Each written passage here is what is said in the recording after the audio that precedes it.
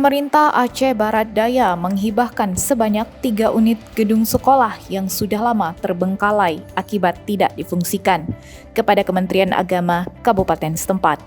Selain 3 gedung sekolah, Pemkab Abdia juga menghibahkan 1 hektar tanah yang berada tepat di samping kantor Kemenak di Jalan Bukit Hijau, Perkantoran Abdia, Kampung Kedepaya, Kecamatan Blangpidi. PJ Bupati Abdia, Darmansah, mengatakan hibah gedung dan tanah itu diberikan sebagai kado istimewa Hari Amal Bakti atau HAB ke-77. Darmansah menjelaskan gedung sekolah yang dihibahkan yaitu gedung SMK Kelautan yang berada di Kecamatan Tangan-Tangan, gedung sekolah dasar di Kampung Lama Inong, Kecamatan Kuala Bate, dan gedung SD di Kampung Blang Dalam, Kecamatan Babahrot. Nantinya, kata Darmansyah, gedung SMK Kelautan yang sudah lama tidak digunakan itu akan dialihkan fungsi menjadi sekolah madrasah aliyah swasta.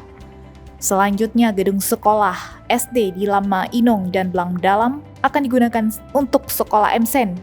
Dan pihaknya berharap semoga gedung sekolah itu bisa digunakan sebagaimana baiknya. Sementara itu, Kepala Kemenak Abdia, Salman Al-Farisi, berterima kasih ke pemerintah Abdia. Kemenak akan memanfaatkan dan menggunakan fasilitas tersebut sebaik-baik mungkin untuk kemaslahatan dan kemajuan Abdia. Demikian, Ilyas melaporkan dari Aceh Barat Daya.